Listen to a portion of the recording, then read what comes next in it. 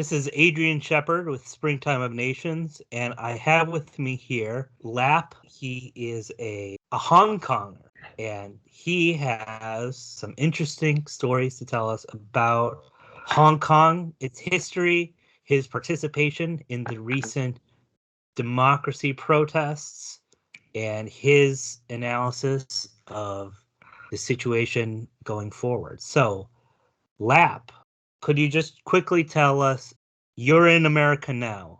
Yes, I'm in You New left. York City. You were in Hong Kong last when?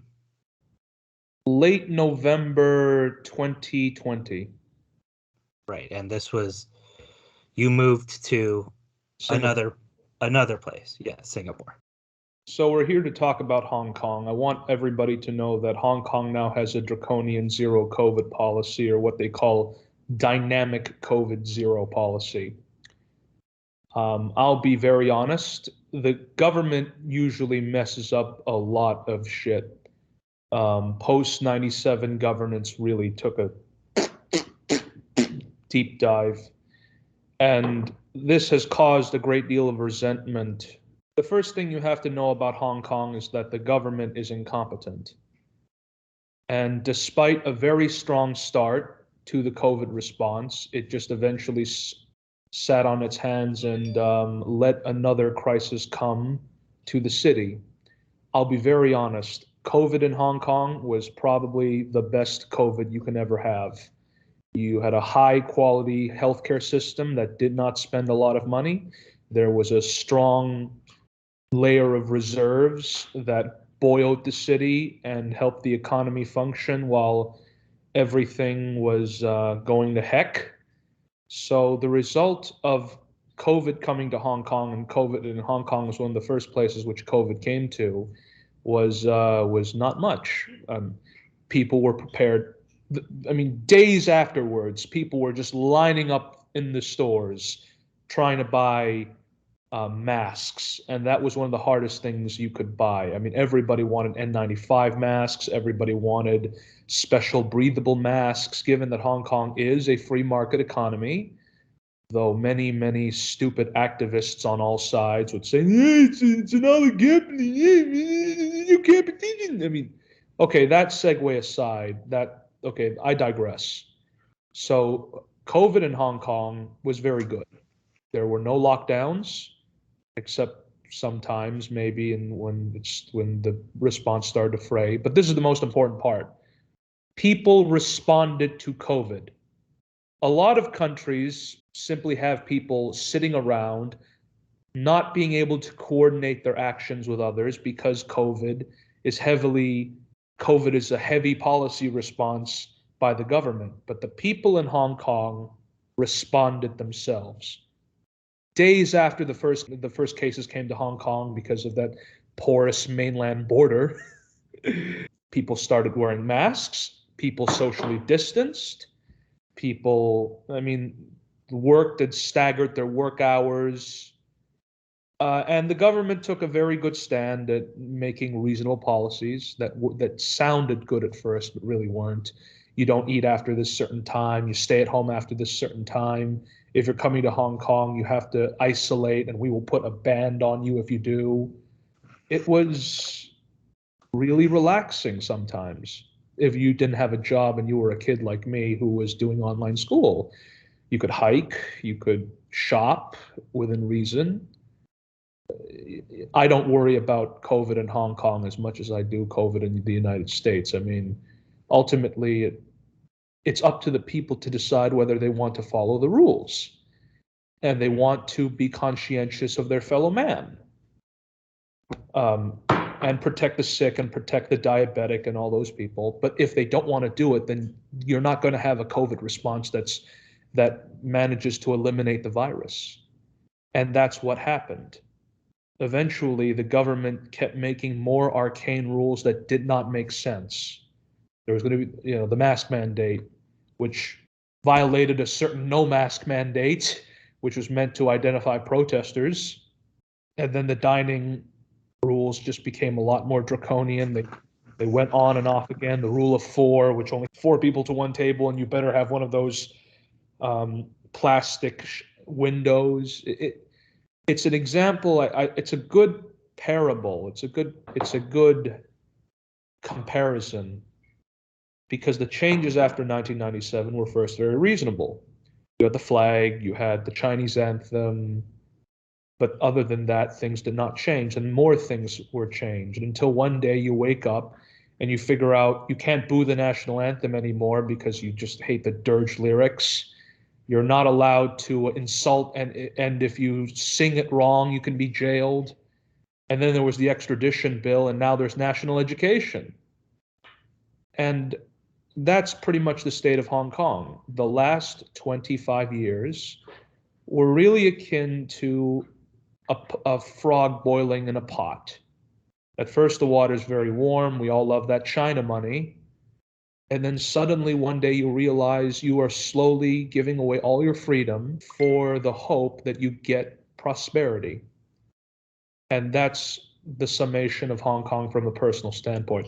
I could go on and on about how the Brits did this and that, and they should have done this and that, and how the Americans should have done this and that. But I feel that if I gave a personal parable, that would be a better explanation as to what went wrong in Hong Kong.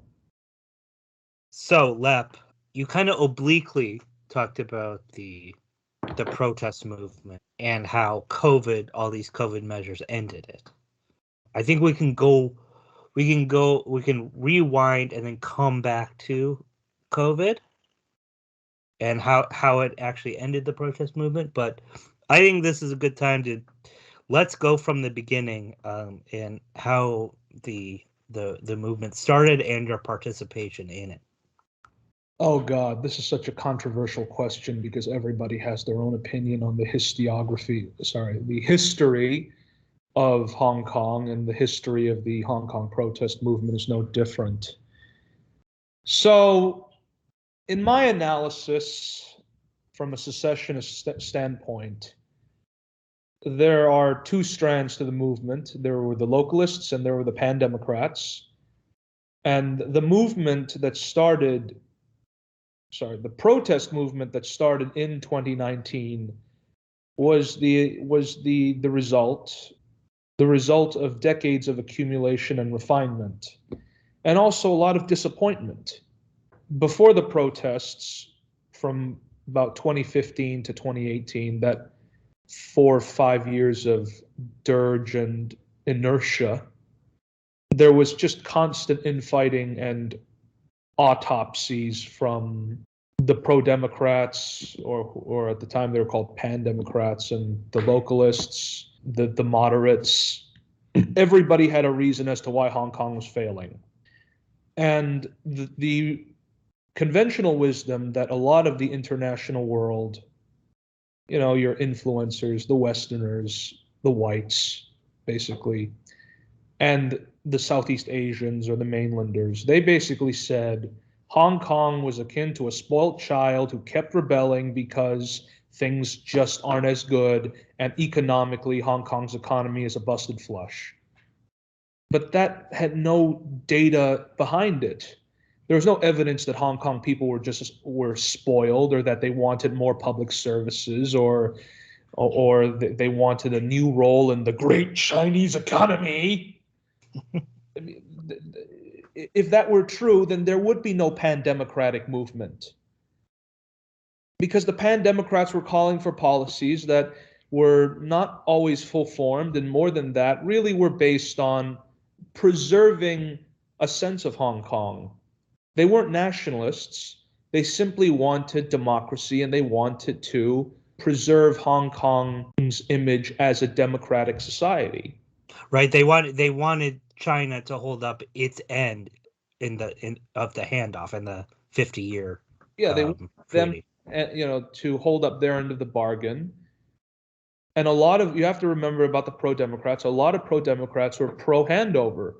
The reason why people accepted Chinese rule was because a small coterie of retired people believed that reunification, as they called it, would create the democracy in Hong Kong. And a lot of people still believe that because it comes out of a loyalty to China. No matter how westernized you are as a person, a lot of old Chinese people simply think that Mother China must have, must have the last word and must be given the benefit of the doubt. But by the time you get to young people like myself, I don't know if I'm young anymore, I'm 25 now. By the time you get to people who were born in the 2000s and the 1990s, you don't get that. For some reason, that Chinese identity that was so strong from a lineage standpoint and then a nationalistic standpoint began to fray. It reached a fever pitch in 2008, and then it just went down, down, down, down, down. Now it's going a little bit back up, but that's what happens when you brainwash the population. So in that moment, you had a generational gap in the movement. You had young people that were no longer Anglophobic, who in all don't really know anything about Britain, but they like the ideals of Britain. They like the fact that there's such thing as a Westminster. They like the fact that democracy is choosing your own leaders, and economics played a very minute role in it. I don't know Chinese, but I know enough people in Hong Kong to know that economics plays a big part in their lives, not in the sense of discussing monetary theory, but that Hong Kong people are pretty good at managing an economy. And there was nothing to suggest that the pro-democratic movement or the localist movement wanted to change the economy. I'm actually being quite facetious, because insofar if there was an economic policy, the pro-democrats but not the localists, the pro-democrats wanted a more liberal, not libertarian, which is the status quo, but a more liberal market economy with a stronger provision of public services, a bit of a welfare state. But that's what the pro-Beijing people wanted too, and that was consensus. But so I want to stress this again. Very little of the protests had anything to do with economics, because if you look back at polls, no matter what these Western journalists, your white liberals, your white shit libs tell you, and your mainland assholes, no matter what they tell you, there is no data pointing to any economic dissatisfaction in Hong Kong. There's a great deal of poverty, there's a great deal of inequality, but people liked the economy as it was. In fact, that's the only thing that anybody has any agreement on in Hong Kong, the fact that the economy works, at least up till then. So what caused the fissure between Lap, if I could just interrupt for a second to ask the question. Generally speaking, it's at least understood from a Western standpoint that the pro-Beijing parties are usually right of center, as traditionally conceived, and then the pan-Democrats. Really, you think that it's? I know you brought up localists as sort of like they are not social liberals. No. Okay. Adrian, Yeah, you got this all wrong. You got this all wrong.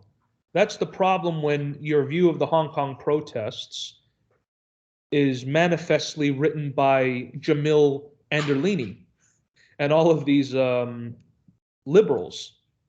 The pro-Beijing party and the pro-Democrats are not split across left-right lines.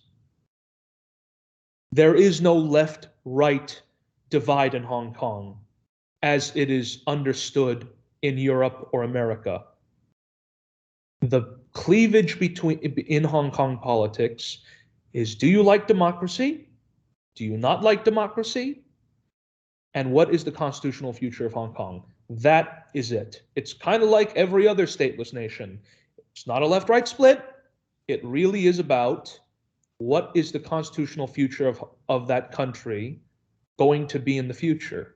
There is no pro-democratic SNP. There is no pro-Beijing conservative party. What you have in Hong Kong are two blocks of people who believe in one thing, either a more Chinese future or a more Western or a more independent future.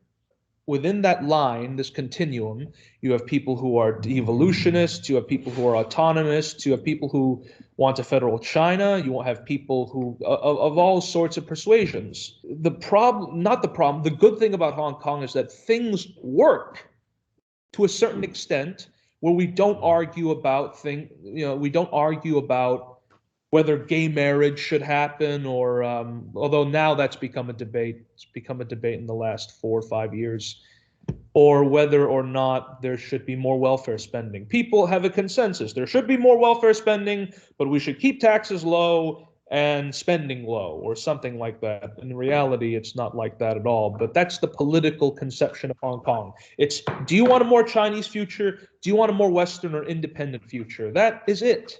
And the whole fight over universal suffrage, which the pro-Beijing people claim to believe, and the whole point of allowing candidates who don't believe in one country, two systems to stand, is that there is a huge part of Hong Kong which is not wealthy, which is not even established, and definitely not patriotic, that want a more independent future and want to have the last say on what their constitutional future of Hong Kong is. That's why we call ourselves localists. That's why we call ourselves pro-democrats. It's not because we want to saunter around in a nice parliamentary building and talk shop and blah, blah, blah, blah, blah, blah. It's because the overriding goal of people on my side of the debate is what we think the best for Hong Kong is a more independent future where we have a say over who governs us, who leads us, what state we insert ourselves into, and ultimately the questions of Hong Kong must be resolved in Hong Kong without any interference from China or Britain or America or Western countries. The people who decide what Hong Kong should be people who live and work in Hong Kong. That's the pro-Dems. And the people who are pro-Beijing also believe in an autonomous, exceptional, beautiful new Hong Kong with lots of economic opportunity, but one that is part and parcel of China and the Marxist-Leninist system. But the problem with that whole argument with the blue people is that the blue ribbons is that when you scratch them under the surface, they don't really care about that. What they want is either wealth or power or both. And that's why we've had an establishment that has been willing to sell our autonomy bit by bit, willing to spend large amounts of money on infrastructure that doesn't actually help Hong Kong people, willing to perpetuate a system of unfairness where in order to be anything in Hong Kong, you have to basically flagellate the Communist Party. And that's ultimately the chief divide. It has nothing to do with living standards. It has very little to do with ethnic pride. It has everything to do with whether you believe Hong Kong is a nation or a distinct community that has the right to self-determination. And if you believe it to some degree, you're a pro-Dem. Or if you really don't want to be a pro-Dem, you can just be whatever middle of the road bullshitter you are. And if you don't believe that and you believe Hong Kong first and foremost is part and parcel of China, you're pro-Beijing. I mean, it's very simple. It's like the Unionists and the Nationalists. You pick a side. There is no middle. And there should not be a middle because there can't be any obfuscation over the constitutional future of Hong Kong. Do you want one country, two systems to work? Yeah, I do, but it doesn't. But even if you believe it can work, where does the final say lie? Us or them over the border? And unfortunately, about 40% to 45% of the public believes that in some ways we should not have the final say because those people across the border pay the checks. They remind us of our Chinese pride, and they tell us, they ground us into being, a less arrogant, more humble humble city. For me, I'm going to tell you one last thing as we're reaching the 30-minute mark. I don't give a damn about democracy. If Hong Kong wants to have a communist government, that's good. I give a damn about my country's nationhood, and I believe independence is necessary. Right. I when you said 45% are pro Beijing in some sense or another. Of course, even if this is true or not true, the new constitutional changes to Hong Kong, I mean, the 55% or more are the ones that are disenfranchised, right? They're basically they know democracy no longer exists in Hong Kong anymore. They're basically telling us to drop dead. Right. Yeah. You guys, there's something like less than 30% of legislative seats are decided by direct vote. Is that correct? Yeah, and the only people that can run for them are people who pledge allegiance to China. Right, exactly. So it's a sham election. And the problem is, even when, yeah, the economists may say it's a sham election, but it was always a sham election, and shame on the whites, these white guilt-ridden liberals who can't really call a spade because they want to be woke. Because Asian people, and especially the Chinese, they're such a special people, they're so oppressed. We can't say anything bad for them. We can't lecture them. And Ai Weiwei is bad because, icky ideas, right-wing white worship. I mean, no, I'm being an asshole, but whenever you're in a big city, whenever you're in a liberal part of the world, the white people will always be the same because they don't want to lose face, and they want to die in a state of grace. They don't want to. I've never met a white liberal that's willing to die for their beliefs. I've never met a white liberal who, when talking about China, is willing to tolerate some of the mean and nasty things we can say about mainlanders, because ultimately a lot of them have an affinity with China and don't really believe in Western values at all, which is the great thing about Hong Kong. We're not whites. We're not white worshippers. Some of us speak English, some of us don't. Some of us speak Cantonese, some of us don't. Some of us speak Mandarin, some of us don't. We're a very mixed community of bastardly people who simply want a say in our lives. And if we engage in hate speech about mainlanders, come on, just let me do it. Because when you have people across the border, when you have a bunch of international Chinese students tell you that your place is in China, how could you not want to punch them? How could you not want to defend your own country? Scots and English, the relationship between Scots and English is very intimate and not villainous at all, but there's still conflict between Scots and English and Unionists and Nationalists. Unlike based Canto Lap, who is a unionist for all the wrong reasons. I'm sorry. That's just maybe we'll get you on. We can get you into debate a friend of mine who's a Scottish libertarian about Scottish independence. Ooh, that would be spicy. Yeah, I know how the debate's going to go. It's just going to be me and him shouting about GERS for a bunch of oh, never mind, nothing.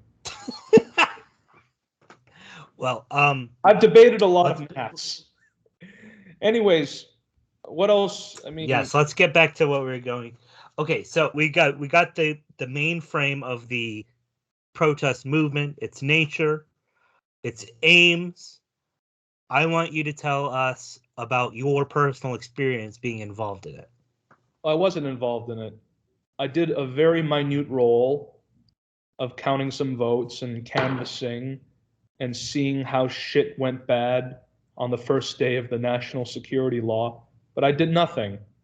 I mean, I put it on my resume that I counted votes while the office was under duress by the police force, but the police force at the time were not literally coming to take the votes away. They did that later.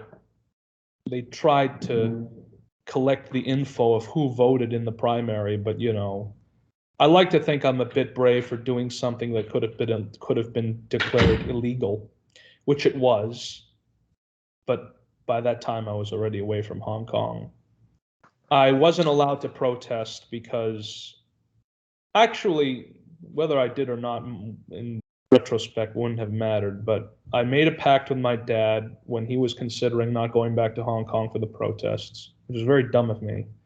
I said I would not protest. I would just do my own thing. I just want to go back home.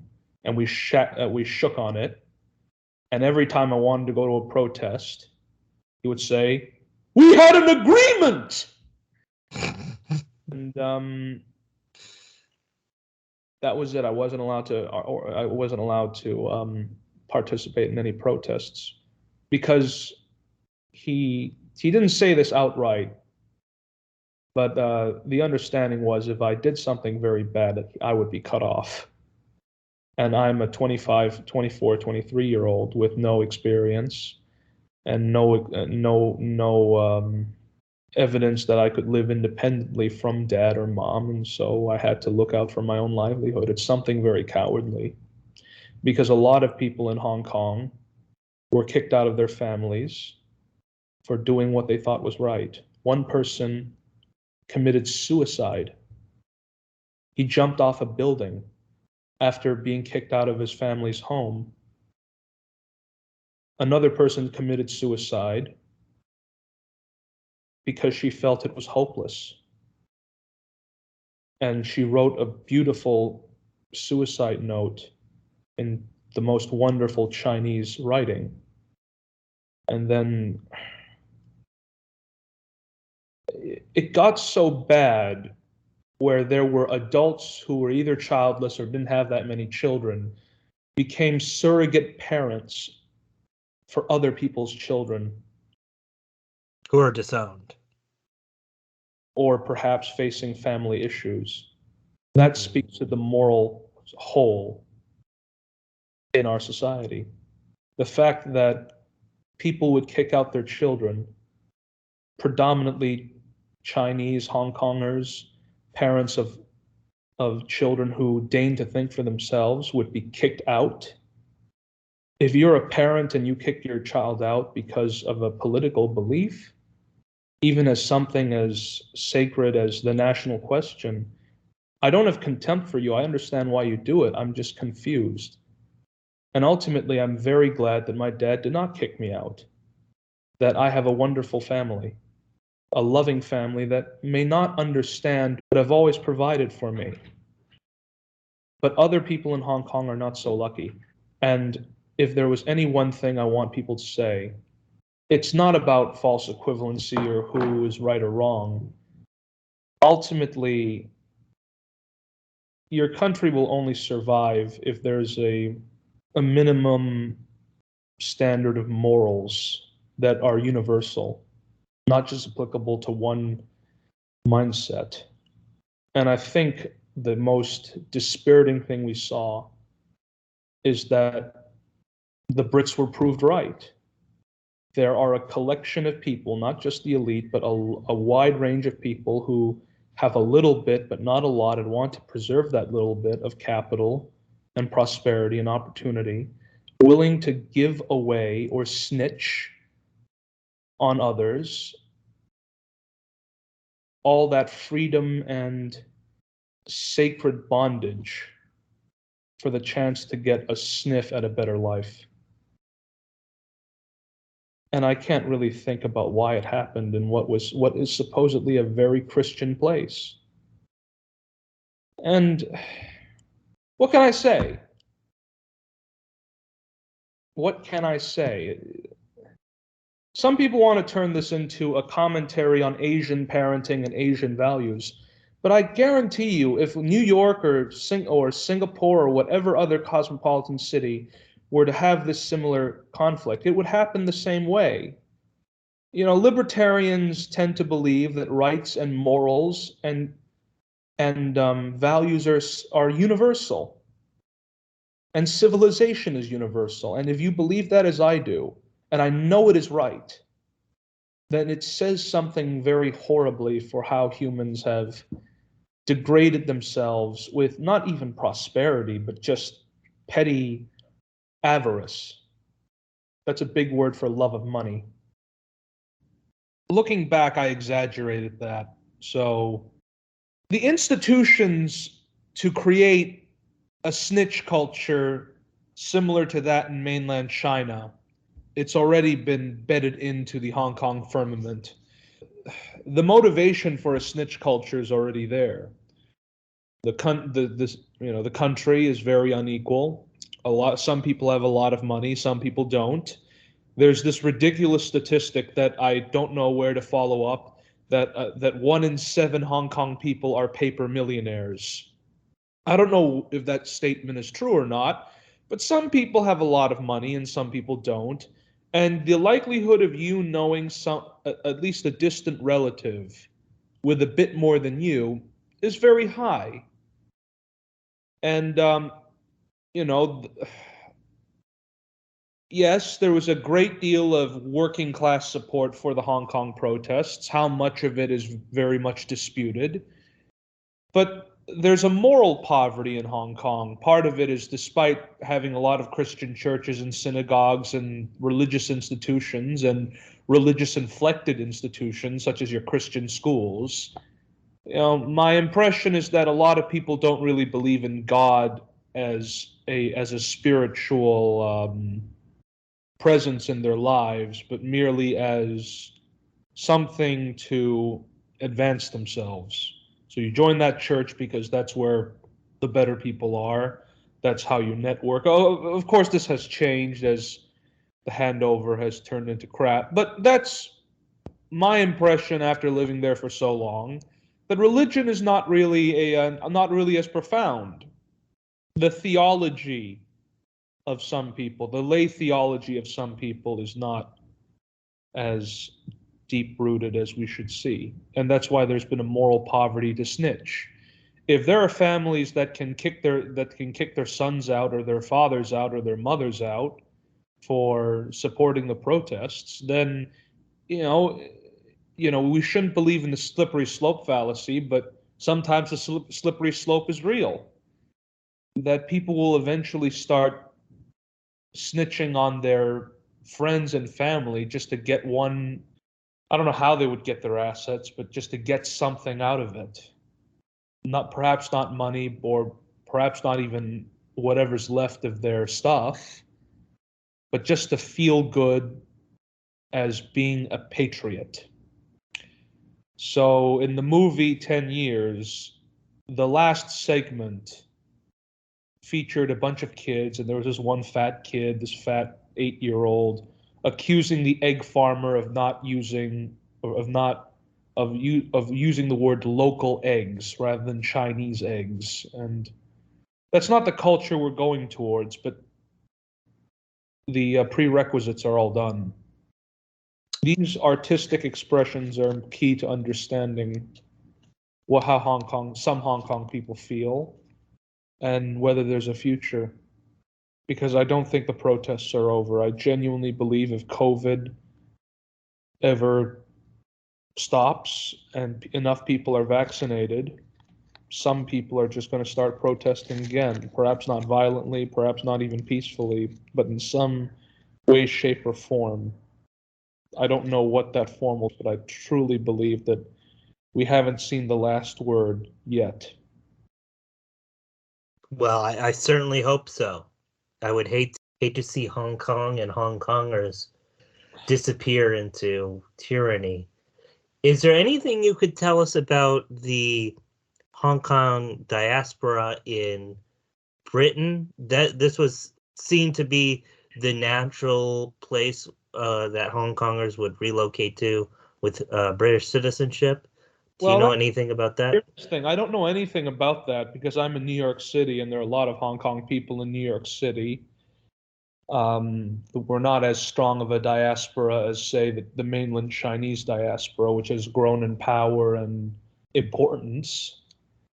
I suppose because Hong Kong people have many diverse opinions over what is democracy, what they want, what's the problem, why did they move here.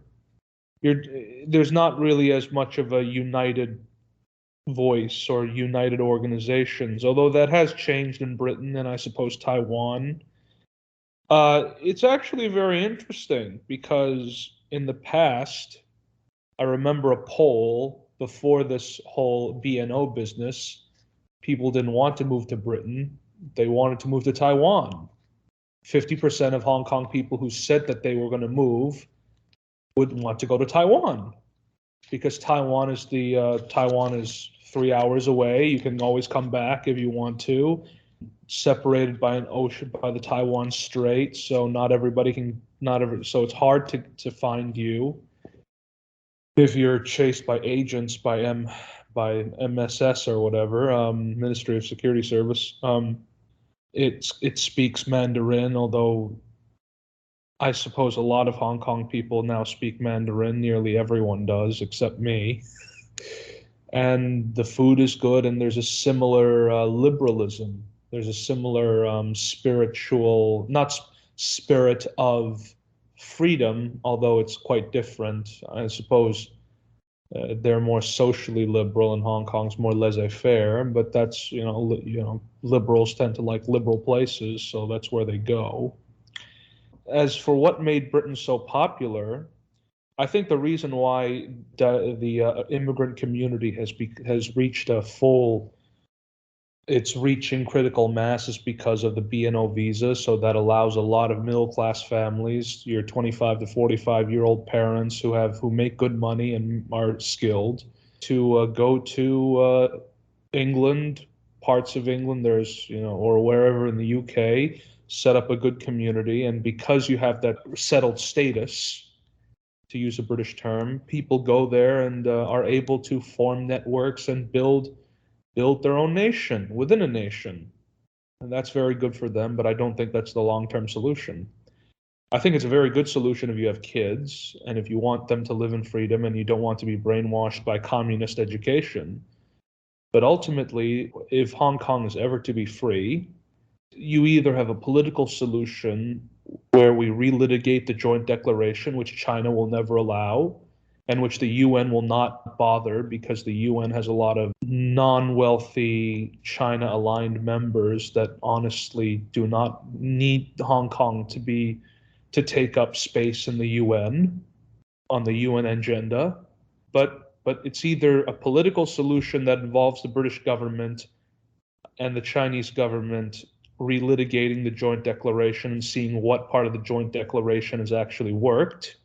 You can have your interpretations and your argy-bargy and your arguments, or it's going to be a locally made solution, which the Hong Kong people just decide enough is enough, and we don't want to be part of the sham political system.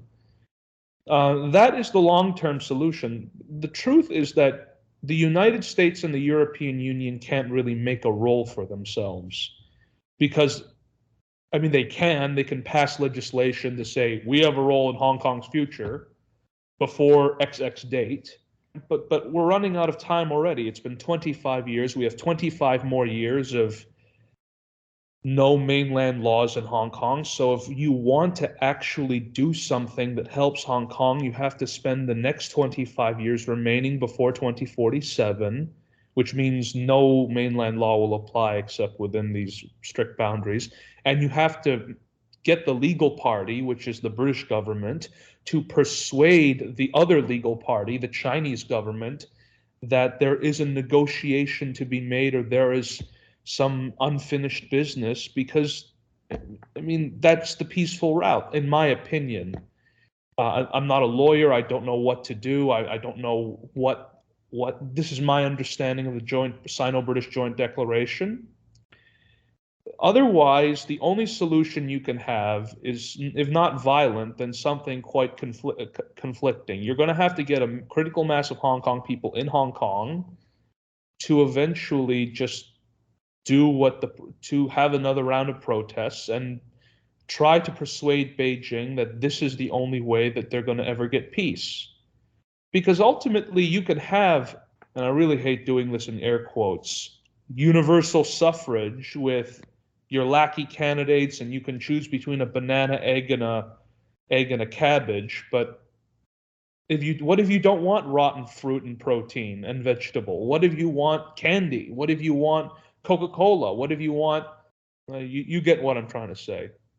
That is ultimately what Hong Kong people really want in the end. But it's become very hard to protest peacefully when the Chinese government says the Joint Declaration is a historical document, and it's very difficult to protest violently if you have the whole country on lockdown with the PLA ready to kill you, or not kill you, but put you under duress and jail you. Ultimately, yeah, Hong Kong people are very creative, but the only way I can ever see this where Hong Kong people have a victory is if the British government and other stakeholders, namely the Hong Kong people, are able to sue in some sort of world court and win. And even that is very slim, because I was told that China does not subscribe to this Vienna Convention or the Convention of Rome, therefore we can't put them in the ICJ. But ultimately, if that's true, then none of this is actually enforceable, which makes it all the more tragic. It's just a trophy document in the end.